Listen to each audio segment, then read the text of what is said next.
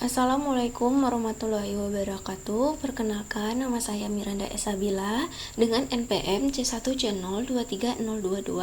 Di sini saya akan membuat video tentang saham dan obligasi untuk memenuhi mata kuliah dari tugas analisis investasi dan portofolio. Yang terhormat Ibu Nikma SE, MSI, AKSIE, CRP sebagai dosen pengampu dari mata kuliah analisis investasi dan portofolio. Baik, untuk selanjutnya saya akan membahas satu persatu dari materi saham dan obligasi. Yang pertama itu adalah pendahuluan. Investasi adalah cara untuk mengembangkan kekayaan dengan menanamkan modal dalam instrumen keuangan seperti saham dan obligasi. Dan dalam video ini akan memahami perbedaan saham dan obligasi untuk membantu dalam memilih strategi investasi yang tepat untuk di masa yang depan. Selanjutnya itu adalah definisi saham. Saham itu merupakan suatu surat berharga yang menunjukkan bagian kepemilikan atas suatu perusahaan yang memberikan hak kepada pemegangnya atas dividen dan hak suara dalam rapat umum pemegang saham atau RUPS menurut Tandelon 2010. Kemudian itu adalah pemegang saham. Pemegang saham itu berhak atas dividen dan potensi keuangan dari kenaikan harga saham yang telah ditanamkan. Selanjutnya adalah pemegang saham. Pemegang saham itu merupakan seorang individu atau entitas yang memiliki saham dalam suatu perusahaan. Mereka memiliki hak sebagai pemilik perusahaan, termasuk hak suara dalam rapat umum pemegang saham atau RUPS. Pemegang saham itu dibedakan menjadi 4. Yang pertama itu adalah pemegang saham mayoritas, yaitu memiliki lebih dari 50% saham perusahaan dan memiliki kendali atas kebijakan perusahaan. Yang kedua itu adalah pemegang saham minoritas, yaitu memiliki kurang dari 50% saham dan tidak memiliki kendali yang penuh atas kebijakan perusahaan. Yang ketiga itu adalah pemegang saham institusional, yaitu suatu perusahaan atau lembaga investasi yang memiliki saham dalam jumlah yang besar. Dan yang terakhir adalah pemegang saham retail atau individu yang memiliki saham dalam jumlah kecil. Keuntungan bagi pemegang saham itu ada 3. Yang pertama itu adalah dividen. Dividen ini adalah suatu pembagian keuntungan dari suatu saham yang ditanamkan di perusahaan. Yang kedua itu adalah capital gain. Capital gain itu adalah keuntungan dari kenaikan saham yang dilakukan. Yang ketiga itu adalah hak suara di RUPS atau rapat umum pemegang saham yang dapat berpartisipasi dalam keputusan strategi di suatu perusahaan. Risiko bagi pemegang saham itu ada 3. Yang pertama itu adalah volatilasi harga saham yang dapat menyebabkan kerugian. Yang kedua itu adalah tidak mendapatkan dividen jika perusahaan tidak membagikannya. Dan yang terakhir adalah dilusi kepemilikan jika ada penerbitan saham baru. Selanjutnya adalah karakteristik saham. Saham itu memiliki berbagai karakteristik, di antaranya adalah sebagai berikut. Yang pertama itu adalah hak kepemilikan dalam perusahaan. Yang kedua itu adalah potensi keuntungan berupa dividen dan capital gain. Dan yang ketiga itu adalah risiko tinggi akibat volatilitas saham dari pasar tersebut. Selanjutnya adalah jenis. Jenis dari saham itu dibedakan menjadi 4. Yang pertama itu adalah saham biasa atau common stock, yaitu hak suara di rapat umum pemegang saham itu, dividen tidak tetap. Yang kedua itu adalah saham preference atau preference stock, adalah suatu prioritas dalam pembagian dividen, biasanya tidak memiliki hak suara. Dan yang ketiga adalah saham blue chip, yaitu saham dari perusahaan besar dengan kinerja stabil. Dan yang keempat itu adalah saham growth stocks, yaitu saham perusahaan dengan pertumbuhan yang tinggi. Selanjutnya adalah materi obligasi. Nah, sebelum memasuki berbagai materi dari obligasi, kita itu harus mengetahui apa itu obligasi. Nah, obligasi itu adalah suatu surat yang diterbitkan oleh pemerintah atau perusahaan untuk mendapatkan pendanaan. Nah, pemegang dari obligasi ini menerima bunga atau kupon dan pengembalian pokok pada waktu jatuh tempo tertentu.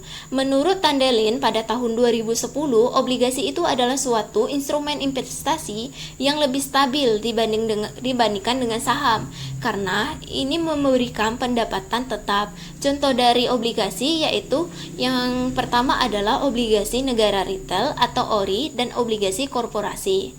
Sekarang itu adalah karakteristik obligasi. Karakteristik obligasi ini ada 3. Yang pertama itu adalah instrumen utang dengan jangka waktu tertentu, dan yang kedua itu adalah pendapatan tetap dari kupon atau bunga tetap. Yang terakhir yaitu risiko lebih rendah dibandingkan dengan saham.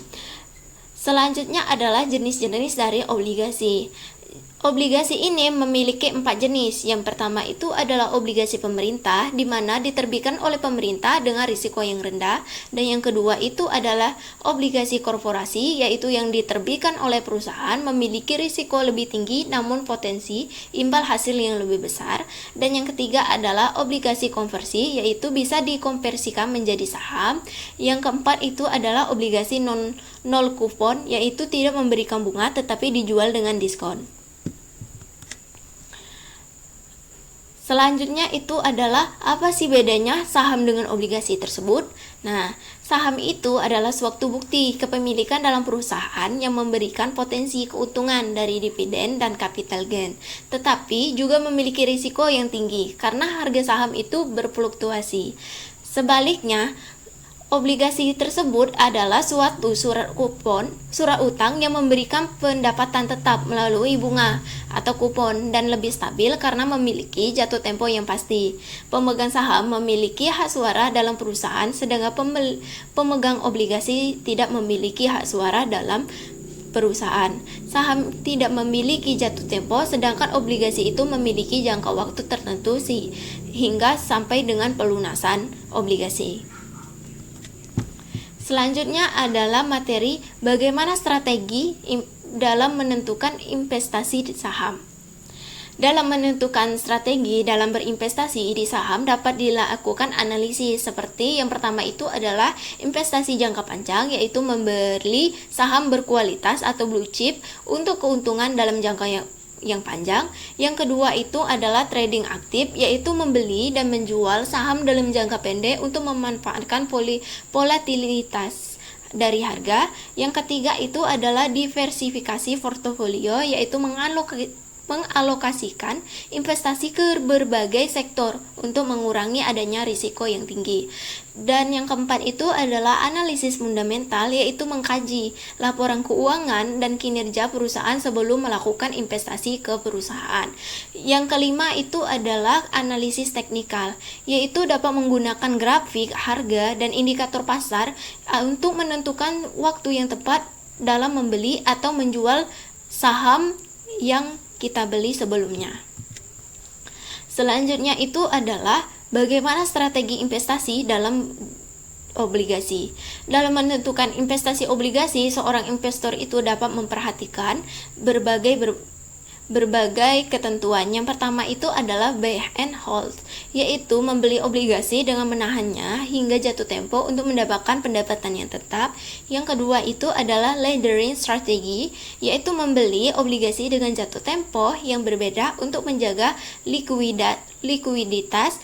Dan yang ketiga itu adalah bond swapping, yaitu menjual obligasi dengan tingkat bunga rendah dan membeli lebih tinggi untuk meningkatkan keuntungan dari pemegang obligasi. Dan yang terakhir yaitu diversifikasi, yaitu menyebar investasi ke berbagai jenis obligasi, yaitu baik pemerintah, korporasi maupun obligasi konversi dalam guna untuk mengurangi risiko.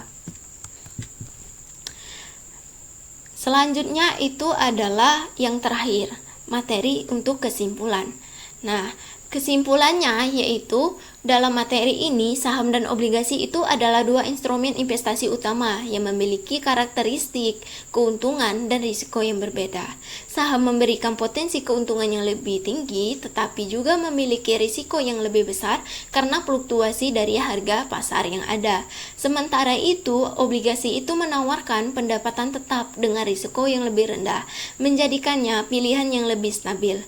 Pemilihan strategi investasi tepat bergantung pada tujuan dari keuangannya, toleransi risiko, dan jangka waktu dari investasi yang dilakukan. Dengan memahami karakteristik serta strategi yang sesuai, investasi itu dapat mengoptimalkan dari portofolionya untuk mencapai suatu keuntungan maksimal sesuai dengan profit dengan risiko yang sesuai dengan portofolio yang diinginkan. Baik, terima kasih. Itu saja yang bisa saya sampaikan. Bila ada salah kata dan perbuatan, saya mohon maaf. Saya akhiri. Terima kasih. Wassalamualaikum warahmatullahi wabarakatuh.